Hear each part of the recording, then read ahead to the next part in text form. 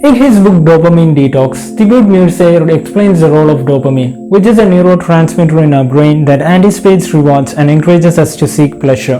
The modern social media platforms have hijacked the dopamine circuit of our brain by providing us with instant gratification, something which Thibaut calls as the dopamine trap. Engaging in these apps for a long time keeps us hooked onto the instant pleasure they provide, and eventually these apps kills our motivation to undertake long-term meaningful pursuits in our life, which requires patience, hard work, and most importantly, the ability to delay gratification for the future. Hi everyone, Assalamu alaikum. For those of you who don't know me, myself Omar Mohammed, I'm currently a third year MBBS student studying at Government Medical College, Kozhikode. If you haven't subscribed to my channel yet, do hit the subscribe button.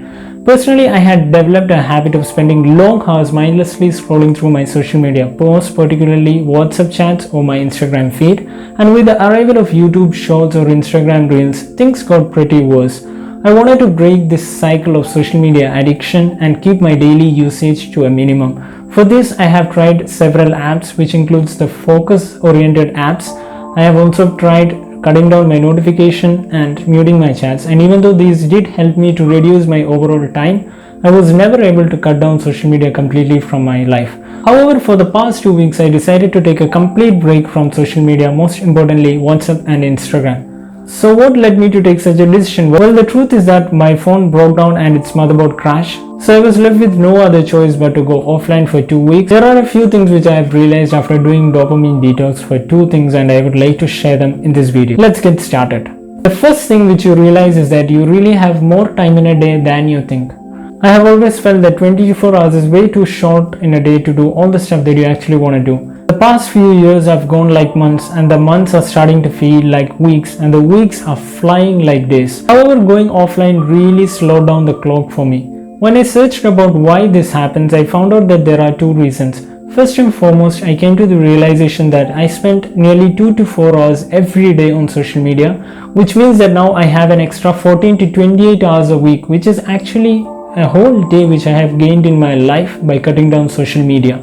Secondly, instantaneous gratification actually distorts your relative sense of time. This is because when you are engaged into something that really rewards you, time seems to go fast, whereas when you indulge in slow, boring and less rewarding tasks, time appears to move slowly. The next big thing which I've realized is that on social media we tend to overestimate our likes or dislikes. The World Cup fever is everywhere, and social media is filled with praises or trolls of football teams or players. By being part of fan associations or fan clubs, you really start to gaslight or overestimate the stuff that you like.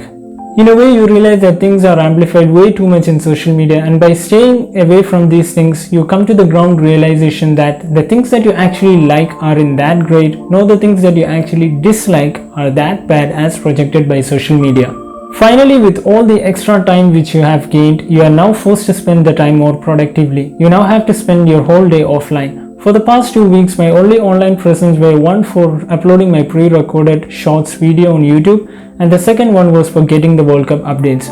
I found out that during my breaks in between studies, which by the way I am going through an exam season in college, I spend most of my time in real life either speaking to my friends or playing table tennis in my hostel rather than scrolling through my Instagram stories. So these are some of the positive changes which I have noticed by cutting down social media for 2 weeks. Overall, doing a dopamine detox really resets your brain. You become more focused, less distracted, and helps to engage yourself in healthier pursuits and develop better personal relationships. By removing lots of the useless information which are being fed to you through social media, you actually become more concerned about the real important things which matter to you. Hey, since you have come this far through the video, maybe you should try reading the whole book summary of Dopamine Detox available on my website. I have put the link in description. Also, me and my brother will be soon starting a newsletter on our website. Do subscribe to it, stay tuned, and let's get back to the video. However, one major drawback which I have found out by cutting down social media is that while the invaluable stuff do get filtered out, some of the valuable stuff which comes with these apps also get filtered out. Nowadays, everyone is updated about everything from international politics to personal contacts through Instagram or WhatsApp. So by staying completely away from these things, I found out that I have also become ignorant of some of the important things which are going on. I am someone who relies heavily on WhatsApp for my day-to-day life to know what's going on in college and also to maintain my personal contacts. So with that, as I end this video, I highly suggest everyone to try dopamine detox for at least a week or more.